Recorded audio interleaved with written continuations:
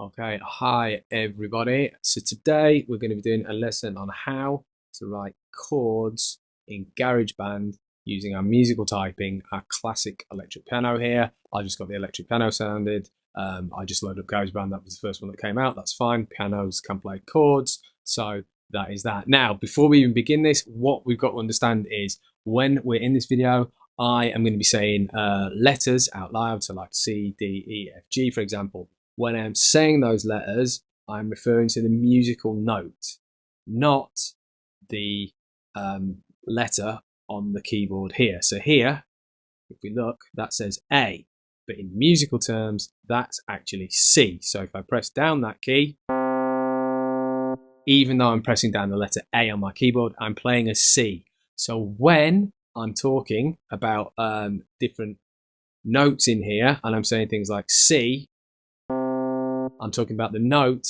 not the letter on the typing keyboard. So for example, when I talk about the note D, you can see there in the letter typing, I've actually pressed down S and D's next to it confusingly, but I'm talking about the musical note, which is D. So the notes, if we just follow them through so it makes sense, are C, D, E, F, G, A, B, C.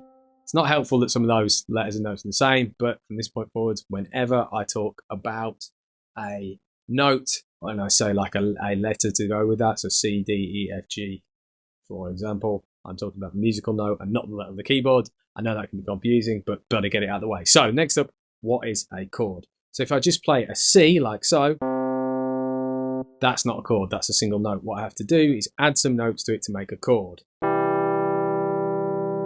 There you go. Fortunately, this is really, really easy to do in GarageBand and just using a bit of basic music theory. So to create chords in the key of C major, which is what we're doing, we simply take the first note, miss a note, take the next note, miss a note, take the next note. And there I've got C, E, and G, which give me a C major chord. If I move one up the scale, I can take a note, in this case it'll be D, skip one, take one, skip one, take one. I then get my D minor chord. So it's really, really easy. Next up, I'm going to get an E minor chord by taking the E, skipping one, taking one, skipping one, taking one. E minor. Next up the scale, we've got F. So again, it's the same all the way up. Take one, skip one, take one, skip one. So take one, skip one, take one, skip one, take one. There's F. Same thing. Next up the chord, yeah, we've got G. So take one, skip one, take one, skip one, take one. Same again for A minor. And then we get a weird sounding B diminished chord if we go up the next note. So there we go.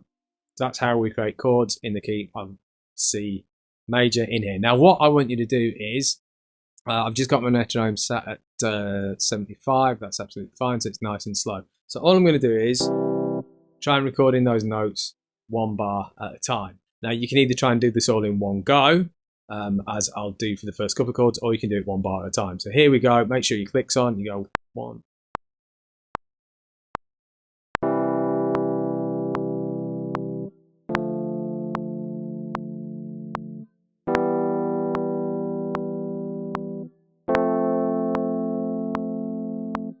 Now suppose you can't actually do it that well. Suppose your piano playing's a little limited and you can't skip through them like that. I'm just going to quantize this to put it all in time.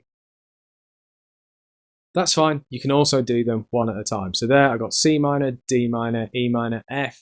I'm now just going to record in my G and my A minor one at a time. Make technology work for me.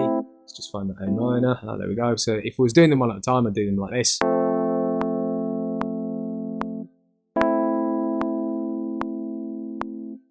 I just stop there.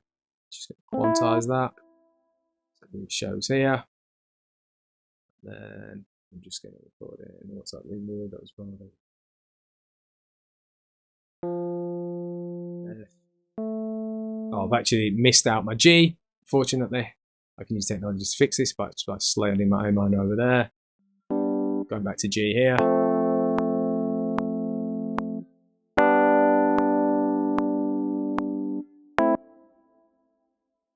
Again, just quantize that so it drops on the bar.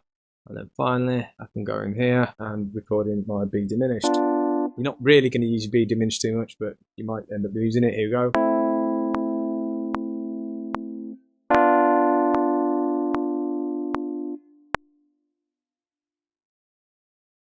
Okay, so there you go. That is how you record in the chords of the C major key. So here we go.